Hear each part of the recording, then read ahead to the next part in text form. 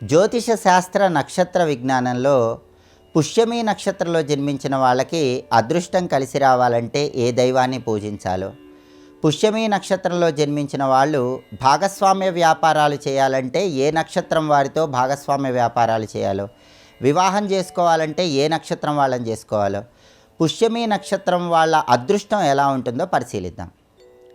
ప్రధానంగా 27 నక్షత్రాలలో పుష్యమి నక్షత్రం ఖగోళంలో పొట్ల పుష్పం ఆకారంలో లేదా తొండ ఆకారంలో ఉంటుందని ఖగోళ విజ్ఞానం మనకు తెలియజేస్తోంది. అంటే పొట్ల పాదు నుంచి వచ్చిన పుష్పం ఏ ఆకారంలో ఉంటుందో అటువంటి ఆకారము లేదా తొండ ఆకారంలో ఉంటుందని ఖగోళ విజ్ఞానం మనకి సరటా పుష్యమి త్రీణి అంటూ పుష్యమి నక్షత్రం గురించి వర్ణించింది.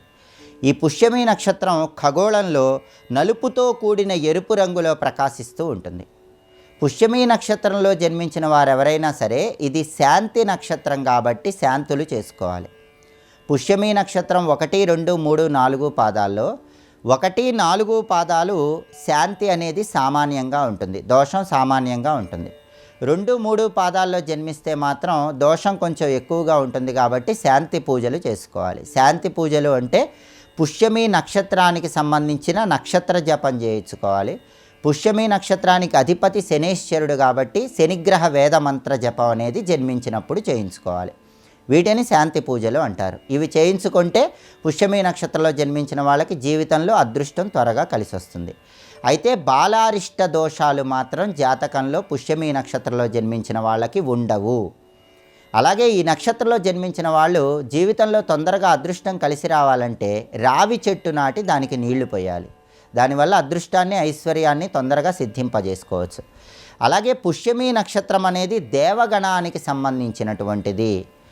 ఇలా దేవగణానికి సంబంధించిన పరంగా కొన్ని లక్షణాలను పుష్యమి నక్షత్రంలో జన్మించిన వాళ్ళు కలిగి ఉంటారు. ఆ లక్షణాల్లో ప్రధానమైనది ఏంటంటే వీళ్ళు ఏకాంతంగా ఉండటానికి ఎక్కువగా ఇష్టపడుతూ ఉంటారు. క్షణిక కోపం వస్తూ ఉంటుంది. అయితే దీర్ఘాయుర్దాయాన్ని కలిగింపజేసే నక్షత్రంగా ఈ నక్షత్రాన్ని చెప్పుకోవచ్చు. అలాగే ప్రకృతి స్వభావం రీత్యా ప్రతి నక్షత్రానికి కూడా కొన్ని లక్షణాలు ఉంటాయి. ప్రకృతి స్వభావాన్ని అనుసరించి పుష్యమి నక్షత్రంలో జన్మించిన వాళ్ళకి ఆత్మాభిమానం చాలా ఎక్కువగా ఉంటుంది. తప్పు చేయకుండా మాట పడరు. మధురమైనటువంటి భావనలు కూడా కలిగి ఉంటారు. ఈ నక్షత్రంలో జన్మించిన వాళ్ళకి అదృష్టం కలిగించే అంకెలు 8, 17, 26. ఇవి కలిసొచ్చే తేదీలు. వీళ్ళకి కలిసొచ్చే రంగు నీలం రంగు, నలుపు రంగు. అలాగే పుష్యమి నక్షత్రంలో జన్మించిన వాళ్ళకి వారాల పరంగా ఆదివారం, బుధవారం, శనివారం బాగా కలిసి వస్తాయి. పుష్యమి నక్షత్రం ఏక నక్షత్ర వివాహానికి చక్కగా అనుకూలించే నక్షత్రము. అంటే పుష్యమి నక్షత్రంలో జన్మించిన అబ్బాయి, పుష్యమి నక్షత్రంలో జన్మించిన అమ్మాయి వివాహం చేసుకోవచ్చు, ఎటువంటి దోషాలు ఉండవు. అయితే వివాహం చేసుకోవాలనుకుంటే అదే నక్షత్రం కాకుండా వేరే నక్షత్రాల్లో బాగా అనుకూలించే నక్షత్రాలు మాత్రం ఆశ్లేష, జ్యేష్ఠ, రేవతి నక్షత్రాలు. అంటే వీళ్ళకి బుధ నక్షత్రాలు చక్కటి అనుకూలతను కలిగింపజేస్తాయి. అందుకే వ్యాపారాలు చేయాలన్నా కూడా భాగస్వామ్య వ్యాపారాల్లో ఆశ్లేష నక్షత్రం, జ్యేష్ఠ నక్షత్రం, రేవతి నక్షత్రం ఈ నక్షత్రాల వారితో భాగస్వామ్య వ్యాపారాలు చేస్తే వీళ్ళకి అదృష్టం తొందరగా కలిసి వస్తుంది. అయితే పుష్యమి నక్షత్రంలో జన్మించిన స్త్రీ పురుషులు ఎవరైనా సరే పూర్వాషాఢ, శ్రవణ ఈ 2 నక్షత్రాల వారిని మాత్రం వివాహం చేసుకోకూడదు.